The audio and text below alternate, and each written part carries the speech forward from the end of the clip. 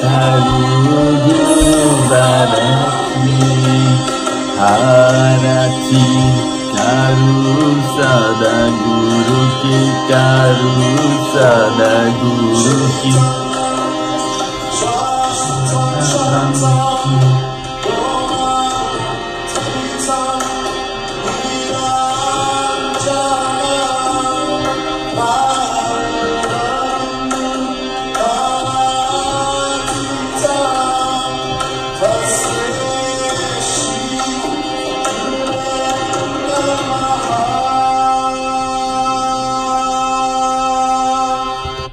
Voilà, vous connaissez tous plus ou moins cette chanson qui a été immortalisée il y a une quinzaine d'années par Dave Stringer dans le groupe Om Namo. C'est un beau texte ancien de l'Inde qui traite de la sortie de l'ego et de la réalisation du soi.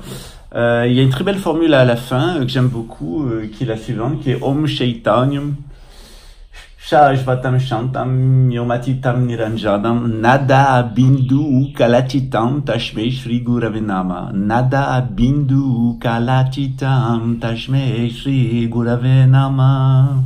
Alors de quoi il s'agit? De Nada Kala Bindu.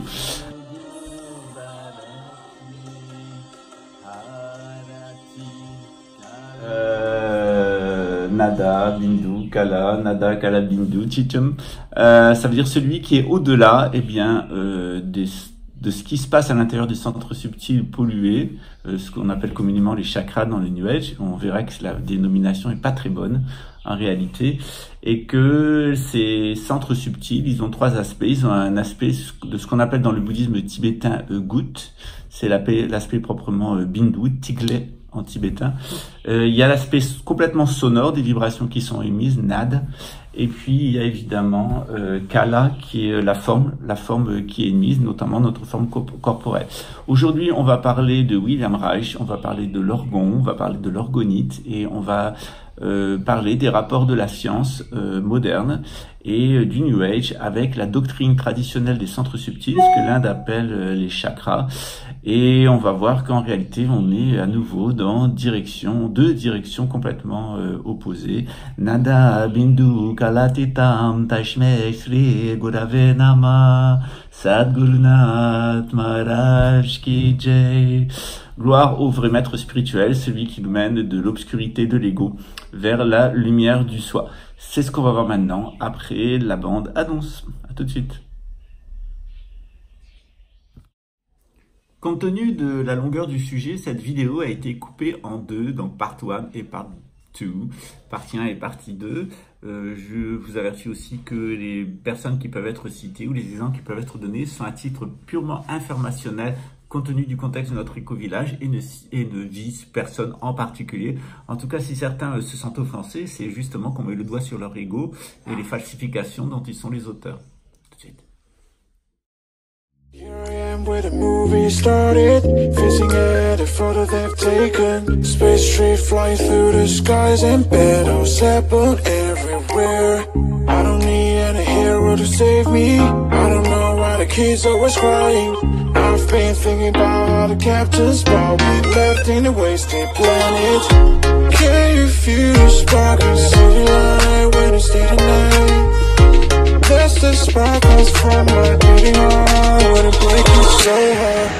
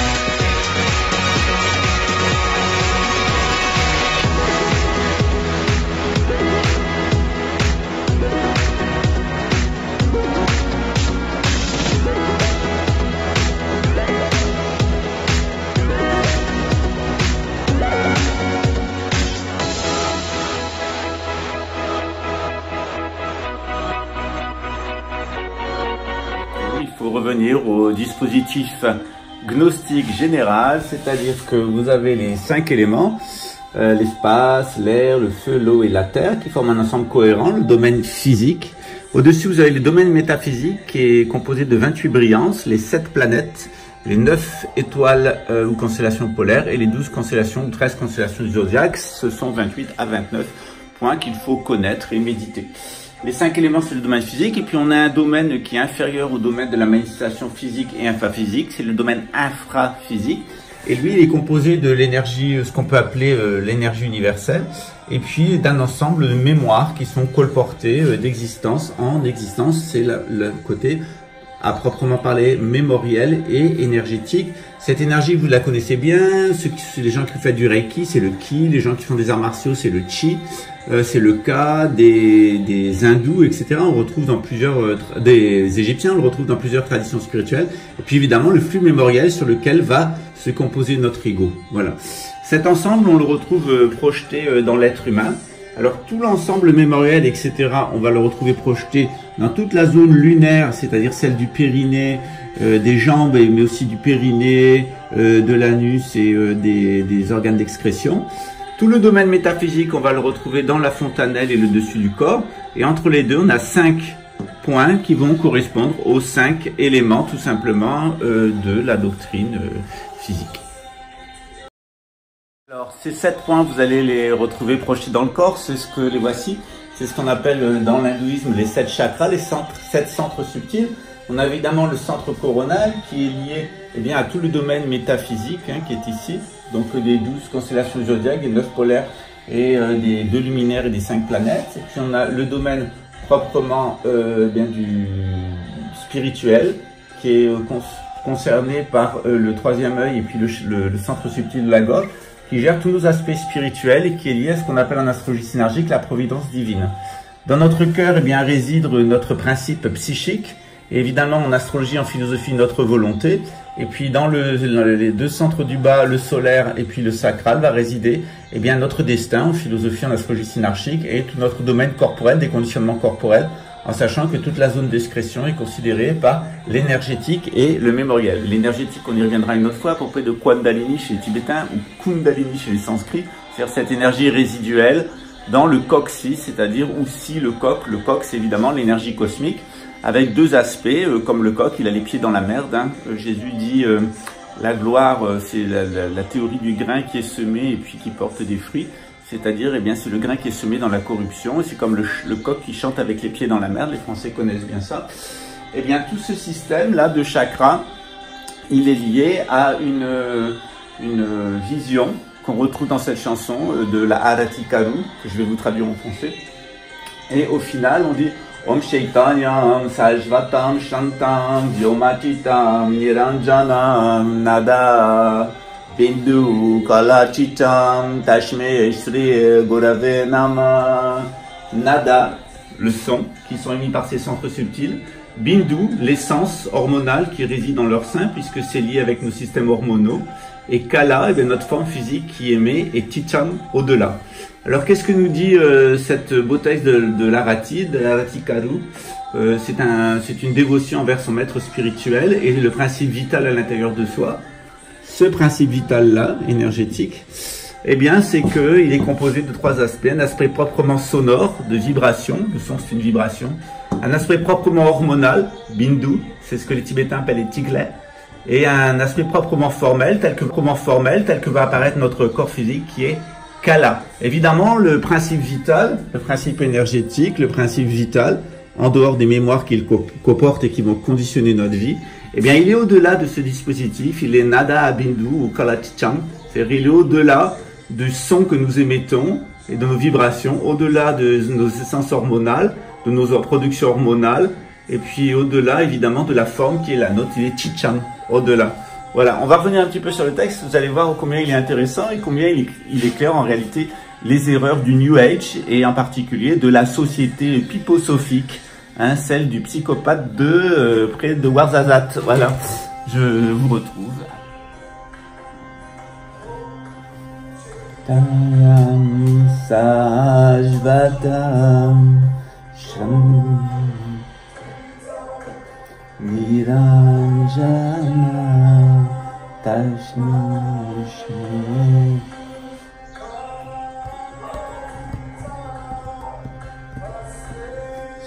Shri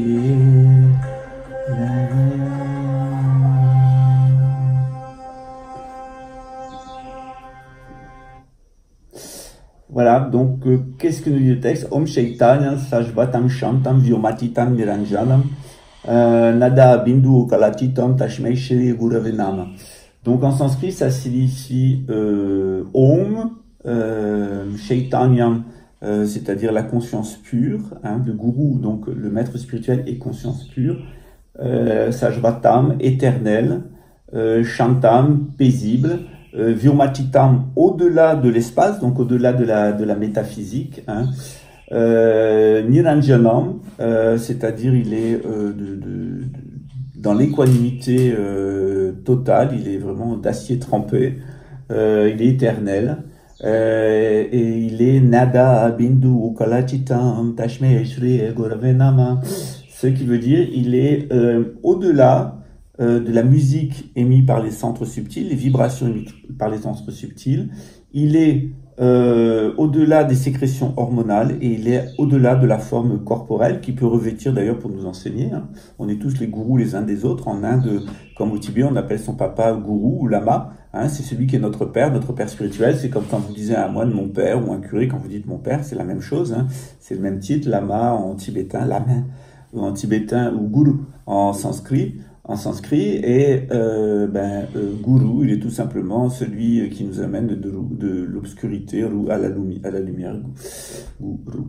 L'obscurité, non c'est le contraire, c'est roux, c'est l'obscurité, gou c'est la lumière, de celui qui nous mène de l'obscurité à la lumière. Voilà. Ce qu'on sait de lui, c'est qu'il est cet être subtil, cet être de pure énergie, ce qu'on appelle dans le bouddhisme notre nature Bouddha. Et c'est devant lui que nous devons, I bow that guru, c'est vers lui qu'on doit se présenter, se prosterner, c'est lui qu'on doit honorer. C'est-à-dire notre nature proprement subtile, notre nature Bouddha dans le bouddhisme, et ce qu'on appelle aussi dans les pratiques du yoga l'être bleu, qui est l'être complètement fait d'énergie pure, d'énergie universelle pure, cet être bleu que vous pouvez voir dans plusieurs méditations. D'ailleurs, dans les méditations du temple bouddhiste, ici, on utilise cette énergie bleue primordiale pour les visualisations, parce qu'en fait, souvent, ce qu'on prend pour des chants, des petites prières qu'on fait, etc., en fait, il y a une visualisation qui est derrière, on génère la divinité, on incorpore la divinité, on réveille en soi les qualités de la divinité, on expulse toutes les qualités de la divinité dans tous les univers, on prend toutes les négativités sur soi, on les brûle, on dissout tout dans l'univers. Voilà, il y a tout un processus psychologique. Quand vous êtes dans un temple bouddhiste, les gens ne sont pas en train de prier des Bouddhas qui sont dans le ciel, ils sont en train de faire une visualisation. Et cette visualisation, elle est proprement thérapeutique et elle permet en soi de faire réapparaître ces qualités. Pourquoi est-ce que ces qualités, les qualités qui sont liées aux 5 éléments, c'est-à-dire l'intelligence omniprésente, l'intuition, la super intuition, ce que le bouddhisme appelle la prajnaparamita, la vertu de sagesse transcendante. Pourquoi, eh bien, est-ce que la confiance, la compassion, la clarté et l'équanimité ne se manifestent pas en permanence? Pourquoi on passe en permanence de Gogolski à Golumska? Eh bien, c'est tout simplement parce qu'il y a un élément proprement mémoriel. Et cet élément mémoriel fait que, au lieu de développer de l'intelligence omniprésente, la prajnaparamita, on va développer de la pensée dualiste. Je vais sauver le monde de Marseille. Hein. C'est surtout elle qui a besoin d'être sauvée, en particulier d'elle-même. Mais c'est les gens qui vont rentrer dans la dualité. Il faut sauver le monde, et pour sauver le monde, il faut tuer quelqu'un, et ce quelqu'un, c'est Pascal. Voilà. C'est raisonnement simple, mais c'est le raisonnement des primaires qui sont dans l'économie militaro-industrielle. L'économie de la dualité, de la guerre et de la destruction, en particulier de la destruction industrielle qui exploite les ressources, qui gaspille les ressources, alors qu'on devrait être plutôt dans la recherche et du développement copiant la nature, c'est-à-dire eh bien, dans une économie pacifico-artisanale où on doit être en paix les uns avec les autres et puis on doit fabriquer des choses ensemble.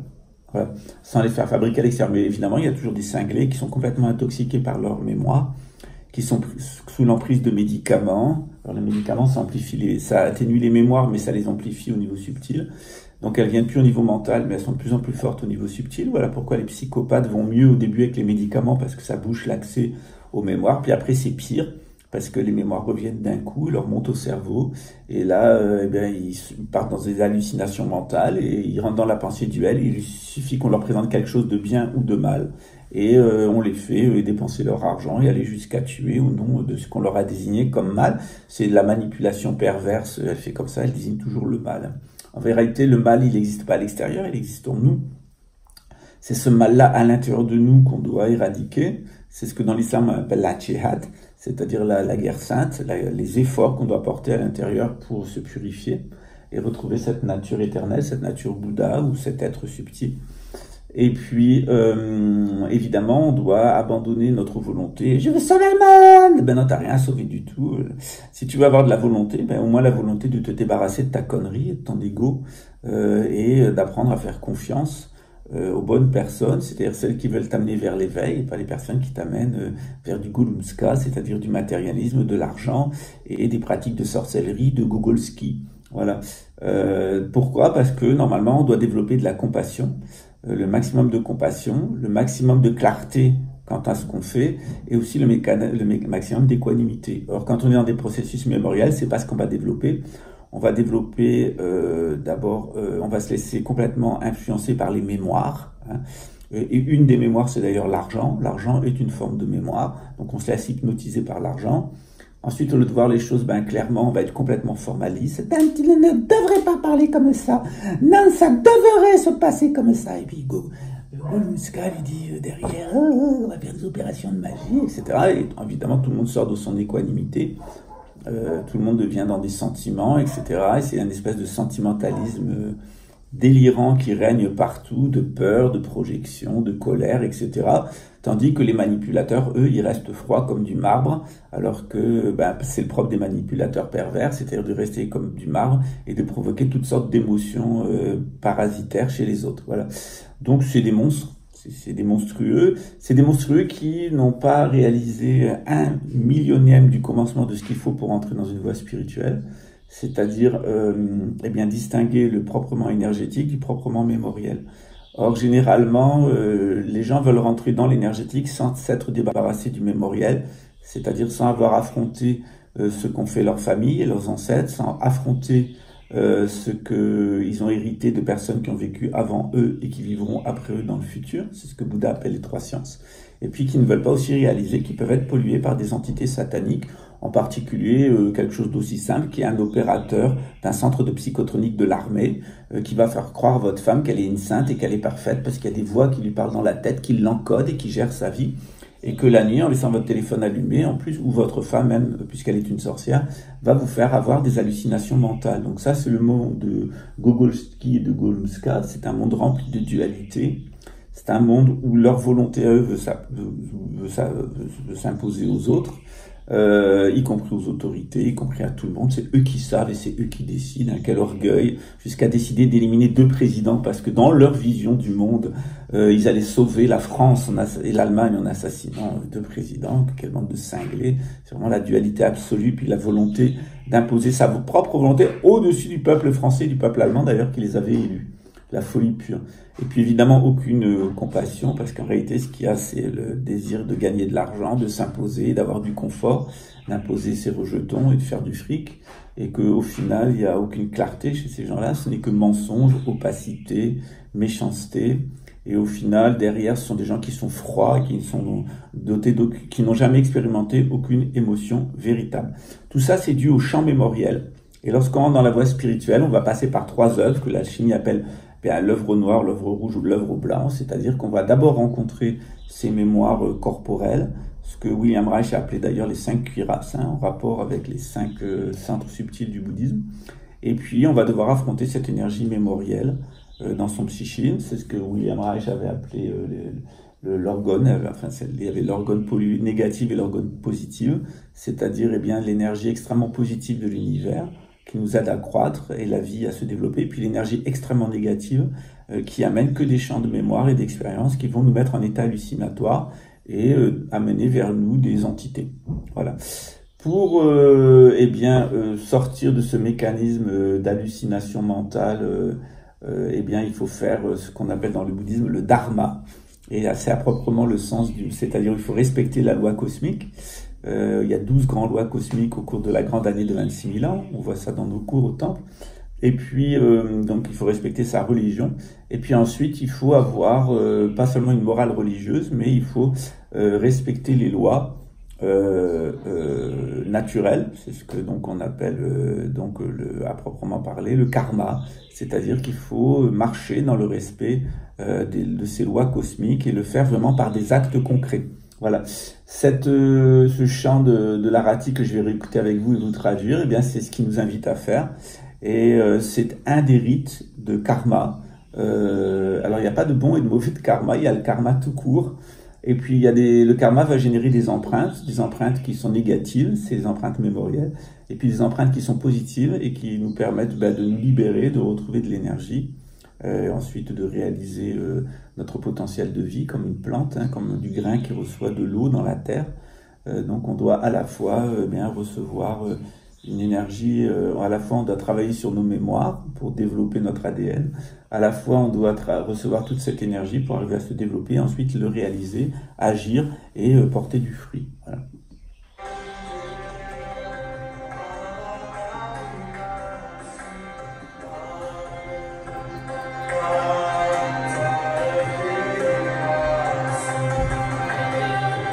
Jaya Gurudeva Amala Vinashi Janarupa Antarakevasi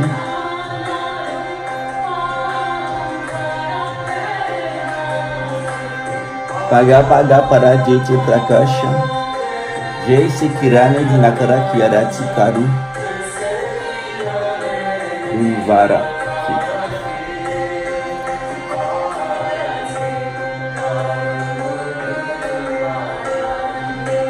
Alors, ce très beau texte, ce très beau rituel, il est fait généralement devant un siège vide ou devant une divinité de l'hindouisme ou du bouddhisme ou du brahmanisme. Et puis on a un plateau sur lequel on va placer une lumière, on va placer quelque chose de sucré en offrande et généralement une fleur en référence aux trois concepts Nada, Bindu, Kala. Et on va donc apporter une révérence à cet être subtil, cet être bleu, qui est notre propre être d'un point de vue totalement énergétique, sans aucun conditionnement, et qui, pour nous enseigner, peut reprendre la forme extérieure d'un enseignant, d'une personne à qui on va donner des soins, ou d'une personne qu'on va aimer. Donc, quand vous recevez un enseignement d'un enseignant spirituel, lorsque vous aimez une personne, et lorsque vous faites quelque chose pour les autres, eh bien, ces personnes-là, elles sont gourous. C'est-à-dire, il n'y a pas comme gourou, vous n'avez pas seulement le lama, vous n'avez pas seulement celui qui vous enseigne, vous avez aussi celui qui vous aimez, c'est-à-dire que votre conjoint, eh bien, il est aussi votre gourou. Souvent, on dit que le mari est le gourou de la femme et la femme est le gourou du mari.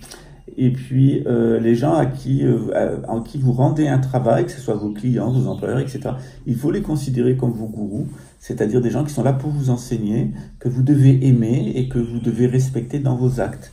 Et on retrouve là les trois concepts de Nada, Bindu, Kala. Nada, eh bien, c'est-à-dire que vis-à-vis des autres, l'enseignement, c'est une musique qui doit nous être agréable. Kala, c'est-à-dire que Nada, Bindu, c'est-à-dire que les gens qu'on trouve en face de nous et qu'on doit aimer, eh bien, leur sécrétion hormonale face à notre amour, elles vont s'améliorer et nous rendre encore plus aimants. Kala, eh bien, c'est-à-dire que ça va émet des formes, des actes et que nous devons matérialiser tout ça. Alors, qu'est-ce que dit cette chanson? Elle dit Arati Karu Sadaguru Ki Piare Guru Varaki, Arati Karu Guru Varaki. Alors, ceci c'est une offrande au vrai maître, le vrai maître à qui on va offrir de la lumière pour éveiller en nous justement cet être subtil au-delà des mémoires, sachant que le feu de la lumière va brûler toutes nos négativités.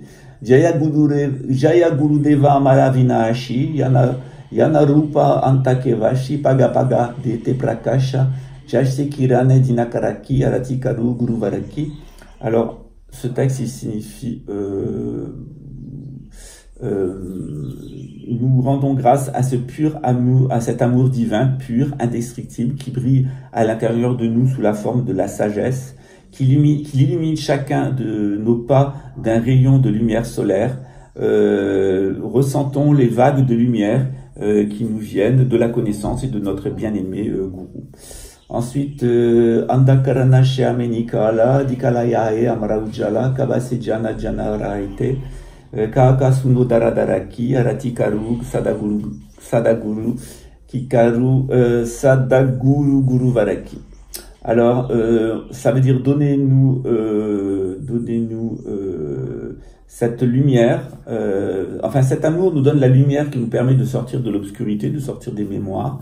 Cet amour se ressent à l'intérieur de nous comme une flamme éternelle, immortelle. Écoutez,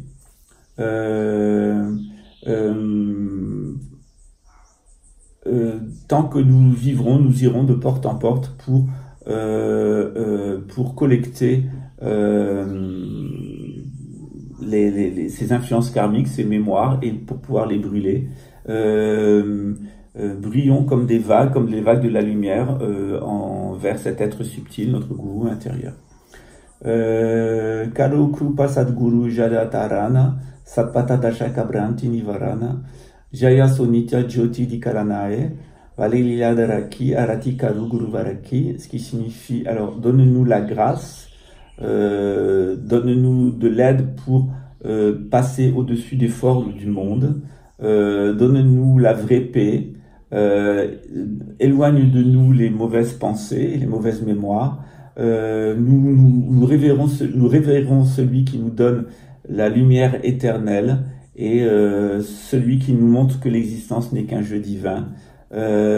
Transportons, soyons nous-mêmes et ressentons les vagues d'amour et les vagues de lumière du vrai goût. Et puis la fin, évidemment, Om Shaitanyam Sajvatam Shantam Vyomatitam Granjanam Nada Abindu Kalatitam Tashmeishri Egoravenama. Ce qui veut dire, Om, le Shaitanyam, le gourou est pure conscience, il est éternel, il est paisible, il est au-delà de l'espace, il est indestructible. Il est au-dessus de la musique des centres subtils, au-dessus de leur émanation hormonale, au-dessus des formes que nous percevons. Il est notre propre soi, et c'est devant ce propre soi qui se manifeste à la fois comme celui qui nous enseigne ce que nous aimons et ce que nous servons, que nous nous prosternons. Voilà. Jolie chanson, non? Alors, une petite occasion pour la reprendre avec vous, parce qu'elle est vraiment très belle, c'est une très très belle chanson.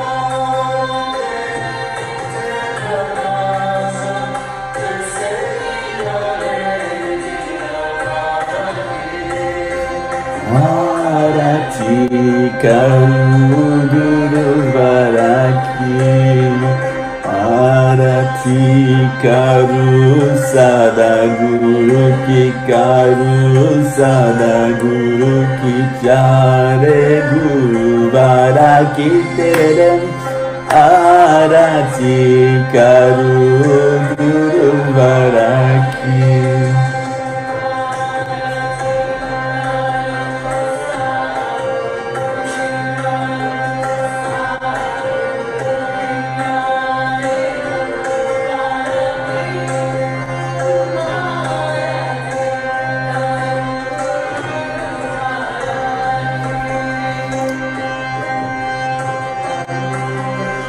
Voilà, donc je vous le rappelle, 3 aspects qui sont extrêmement importants. C'est-à-dire à la fois nous devons recevoir la connaissance, c'est-à-dire des sphères supérieures, des sphères métaphysiques. À la fois nous devons développer le maximum d'amour envers les personnes que nous aimons.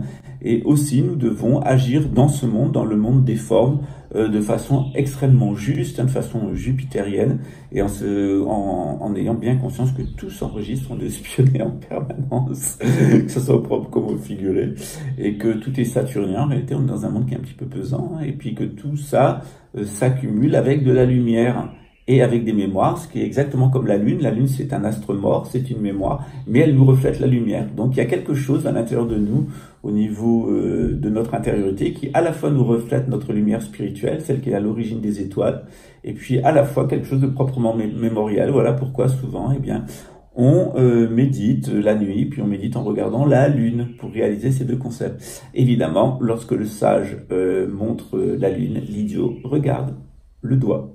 Voilà. Ce doigt-là. Je sais pas. Voilà. Donc en tout cas, j'espère que ça vous a plu. Ça, c'est une des activités du temple qu'on fait. On est un temple multiconfessionnel. Donc à la base, au centre, on est un temple bouddhiste. Et puis d'un côté, on est vers les religions du livre. Évidemment, je vous ai beaucoup parlé au cours de ces émissions du christianisme, du judaïsme et de l'islam et du déterminisme historique. Mais de l'autre côté aussi, on a un lien très fort avec le brahmanisme, l'hindouisme et le védisme, c'est-à-dire ces traditions de l'Inde. Ça, c'est plutôt le lama Nicolas et le lama Sébastien qui sont plus orientés vers l'Orient, un vers le taoïsme et la Chine, l'autre vers l'Inde et le brahmanisme. Moi, je me maintiens un peu entre les deux. Et de l'autre côté, il y a toutes les religions du livre qui sont merveilleuses, et avec tous nos associés ici, dont tous sont croyants, qu'ils soient juifs, chrétiens ou musulmans. Grâce à Dieu, les athées donc les gens qui avaient une mauvaise mémoire familiale, les gens qui étaient détraqués d'un point de vue psychique et les gens qui étaient possédés par des entités spirituelles néfastes font partie sur le tas de fumier. On est en train de gérer le problème de retournement et de digestion de ce tas de fumier, d'ordures plutôt, parce que c'est un tas d'ordures. Et donc notre projet continue à avancer. Et vous allez voir de vidéo en vidéo, on va remontrer un peu plus de liens. Je l'ai beaucoup fait avec les religions du livre, avec l'hindouisme et puis avec le bouddhisme et avec le taoïsme. Et vous verrez qu'on est vraiment avec la gnose dans un espace entre les deux, entre l'Orient et l'Occident. On est vraiment au centre. On peut communiquer à la fois avec le figuier et à la fois avec l'olivier. Et ça va permettre en même temps de débiner et de démonter étage par étage le New Age, qui n'est qu'une forme en fait de folie féminine. C'est pour ça qu'on trouve dans 95% des stages de New Age des femmes et 5% des hommes dévirilisés, parce que c'est un peu l'effet retour du matérialisme et de la radia occidentale, c'est-à-dire les hommes qui sont un peu moins virils et les femmes ont tendance, si elles n'y prêtent pas garde, à développer une forme de sorcellerie, de culte dévié. Et c'est véritablement ce qu'offre le spiritisme, la théosophie et l'anthroposophie de Rudolf Steiner. Voilà. On se retrouve très très bientôt pour de nouvelles aventures. Cette vidéo, elle sera proposée sur la chaîne du Temple, mais aussi sur la chaîne très certainement où vous la trouvez actuellement. N'oubliez pas que les cours vont reprendre au mois de décembre, les cours de Gnose 1, que vous aurez l'opportunité d'avoir la base qui vous permet de comprendre non seulement votre propre tradition spirituelle, mais aussi les traditions spirituelles des autres. Je laisse un de mes étudiants qui est coach d'entreprise pour des universités au Maroc vous expliquer à visage couvert ce qu'a pu lui apporter les cours de 2020 et ainsi que d'autres étudiants. Et puis je vous dis à très bientôt. Ciao.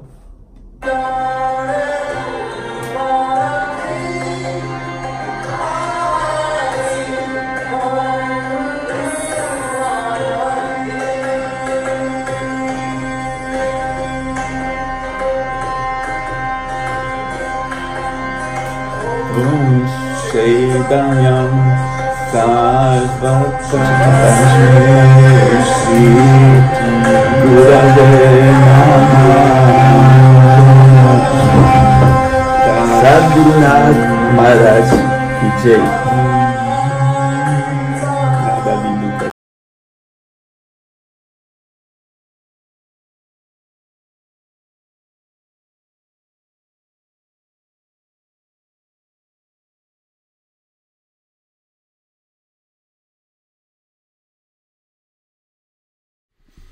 Avant tout, merci Pascal pour tes cours. Alors, il y a beaucoup de choses positives que je pourrais dire par rapport à ceci. Je voudrais juste en souligner 3.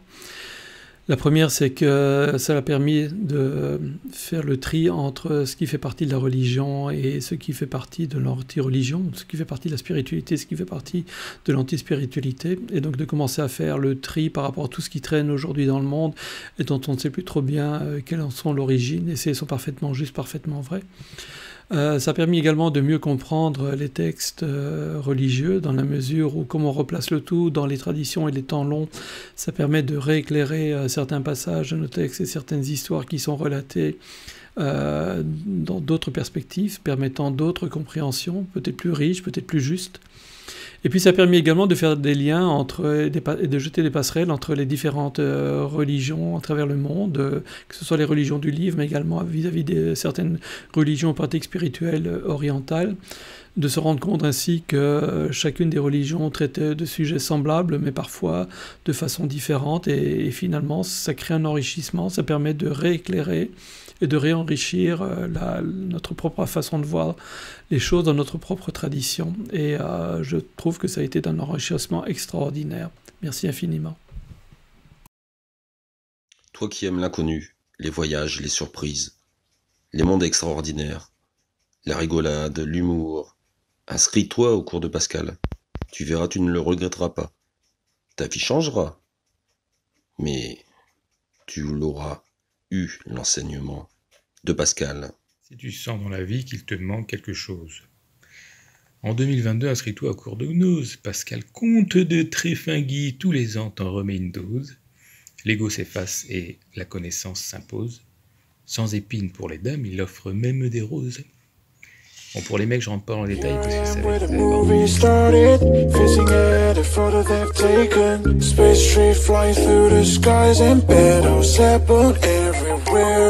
I don't need any hero to save me. I don't know why the kids always crying.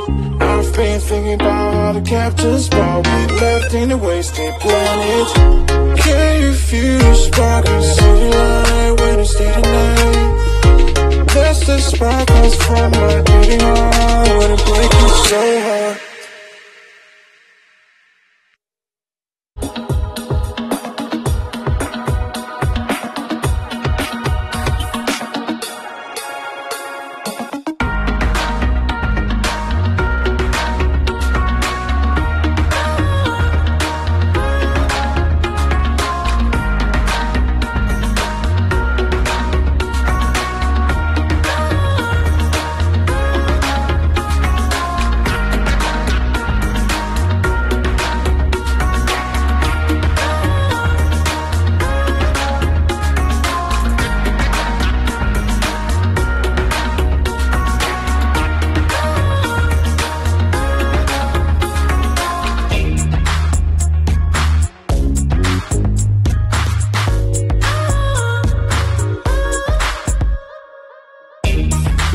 Était dédié à Nicolas et Dominique, puisque nous avions abordé le sujet à travers Nada, Bindu et Kala. Chitam, c'est le gourou, celui qui est au-delà, des trois modes d'intégration dans l'initiation et dans la société, dans les sociétés traditionnelles et les initiations traditionnelles, religion et initiation des sociétés traditionnelles, la connaissance qui était destinée au clergé, la dévotion à la noblesse et l'action aux fabricants. C'est ce qu'on appelle le Yana Yoga, le Bhakti Yoga et le Karma Yoga dans les doctrines de l'Inde.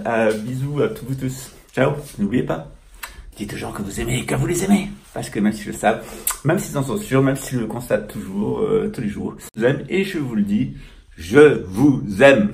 Ciao.